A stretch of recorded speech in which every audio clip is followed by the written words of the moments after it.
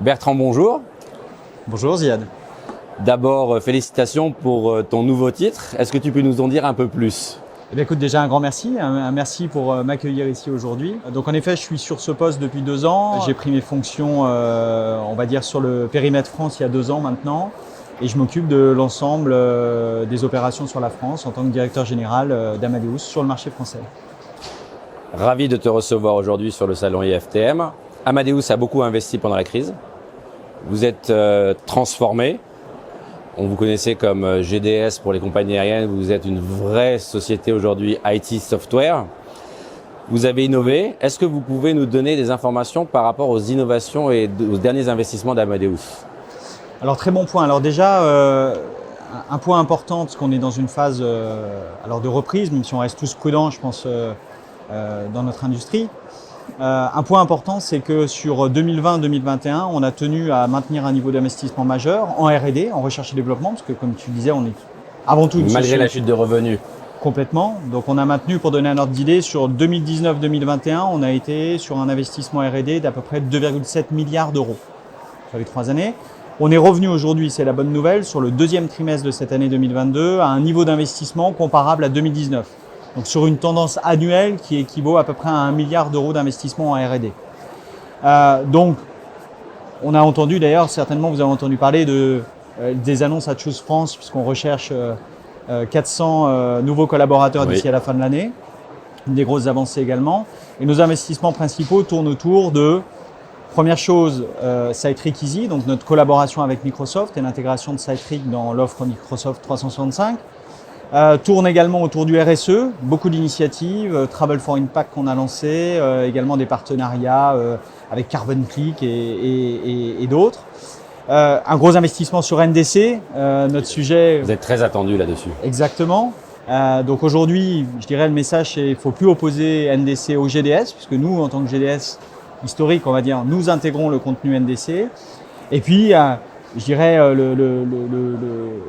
une des nouvelles pierres angulaires de notre business, qui est aujourd'hui la partie hôtelière, à la fois les services aux chaînes hôtelières, mais aussi aux agences de voyage avec notre solution Amadeus Value Hotel.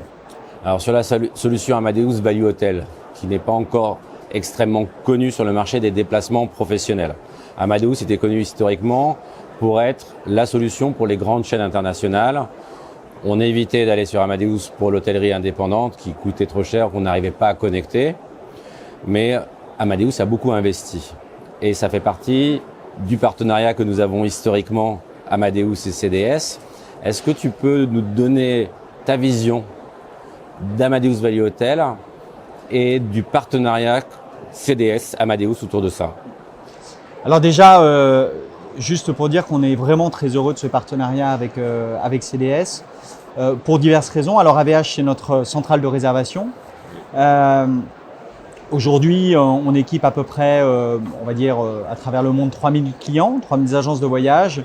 On pour un contenu à peu près d'un petit peu plus de 500 000 unique property dans l'hôtellerie. Alors, pourquoi ce partenariat il est clé pour nous, avec vous, avec CDS? C'est qu'aujourd'hui, pour moi, c'est la meilleure combinaison possible, je dirais, entre un contenu aujourd'hui et je dirais le reach qu'Amadeus peut avoir et surtout la qualité de service derrière, qu'on nous connaît.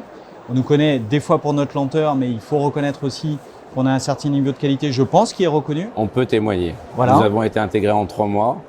On parle souvent de la lenteur d'Amadeus. Ici, c'est 3 mois de développement et déployé déjà sur les sociétés, sur les agences en France. Exactement.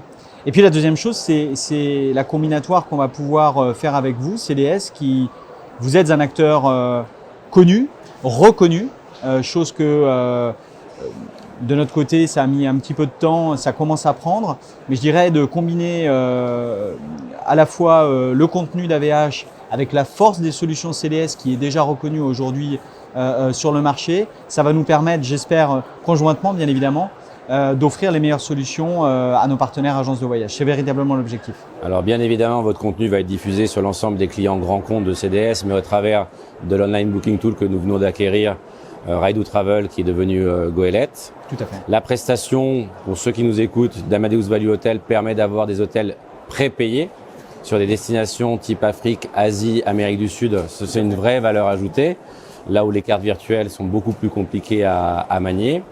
Mais je pense que Amadeus ne va pas s'arrêter là. Est-ce que vous pouvez nous donner les tendances au-delà de l'hôtellerie, de l'online booking tool qui existe aujourd'hui? Quelles sont, selon vous, les grandes tendances qui arrivent ou sur lesquelles Amadeus investit pour les prochaines années? Alors de notre côté, j'ai un scoop petit... Alors, non, il n'y aura pas de scoop. J'en ai pas tous les jours.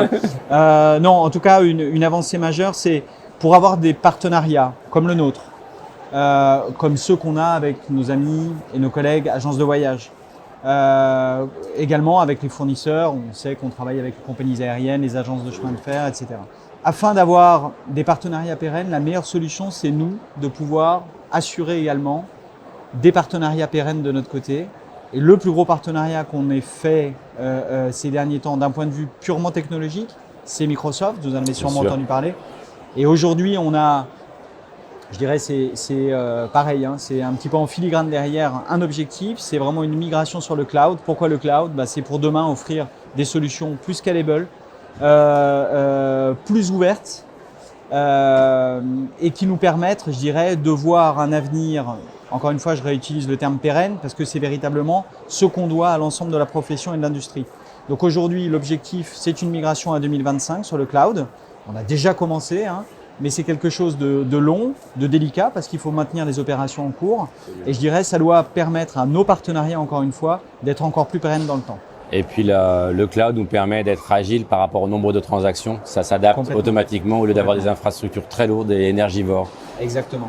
Bertrand, je te remercie pour ton temps. Un grand merci Ziad.